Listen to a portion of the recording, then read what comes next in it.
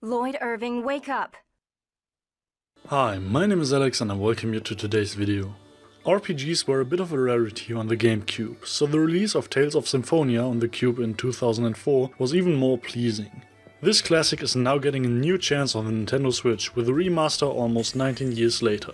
You can find out how the game compares to today's standards in our review. It's not always easy for heroes.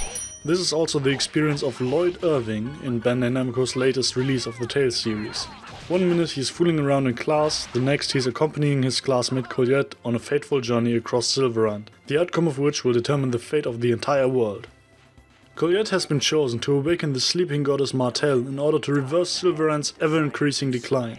Of course, such an important mission also brings opponents to the scene, who are anything but interested in the resurgence of Silverrand. First and foremost, the half-elf deviants who see humans as nothing more than guinea pigs for their power-hungry research projects, but there are also attempts from other sides to put a premature end to your journey. However, who is behind it and why will only become clear to you much later. And the further the journey goes, the more you yourself are plagued by doubts about the correctness of your mission. The plot is strikingly reminiscent of Final Fantasy X, as Colette, like Yuna, travels from shrine to shrine with a colorful bodyguard willing to give her life for the good of her people. A sacrifice that many others have made before her in a ritual that seems to repeat itself constantly. In the process, the lines between right and wrong, or friend and foe, become increasingly blurred as the real consequences of the ritual are slowly revealed. The JRPG is also convincing in terms of gameplay. The lack of annoying random fights is highly appreciated. You can spot potential enemies from a distance and try to avoid them if necessary. Most of the time you'll also immediately recognize what kind of enemy it is. Since you can only actively control one character at a time in the Tales' typical real-time battles, in which you move freely, block, counterattack and attack, the rest of the maximum 4 fighters are controlled by the CPU according to your instructions. In this way you determine how lavishly the AI colleagues use their mana reserves, which position they take, which enemies they should focus on and which abilities they should use.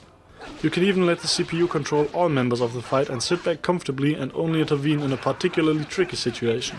The puzzles have also been well adapted to the respective locations, despite some old-fashioned reaction tests and box-pushing mechanisms. Especially the mana ring, which can be charged with different elemental powers, provides 1 or 2 head-scratchers. You can use the power of fire to light torches and clear flammable obstacles, the power of the wind to make hidden switches and teleporters visible, the power of water to fill vessels and extinguish torches, or the power of lightning to restore cut power supplies and activate machines. Even roaming monsters can be manipulated with the mana ring and misused to solve puzzles. However, it is sometimes quite annoying that defeated enemies always reappear after leaving a room, so that more elaborate puzzles involve a lot of involuntary fights. From a technical point of view, there's not much worth mentioning. The game runs at 1080p in docked mode and 720p in handheld mode. Somewhat disappointing is that the remaster is based on the PS2 version, which only runs at 30 frames per second as opposed to the better GameCube version, which ran at 60 frames per second. You can't compare the remaster to Metroid Prime that came out recently either, much less work has been put into it. More than the higher resolution and some sharper textures are not to be expected. Tales of Symphonia Remastered offers players an epic adventure with sophisticated combat and skill systems as you are used to from the Tales of series. The stylish anime characters quickly grow on you and the plot has some twists and surprises despite a certain predictability. As a whole, Tales of Symphonia is still one of the best installments of the series and a very good game in general, even if they could have put a bit more work into the remaster. For these reasons I rate Tales of Symphonia Remastered for the Nintendo Switch a 9 out of 10. Thanks for watching. If you have any comments or questions, feel free to leave them below. If you liked it, we would be very happy about a like and a subscription. Or if you're interested in getting early access to our future reviews, feel free to visit our Patreon page. Just as I expected.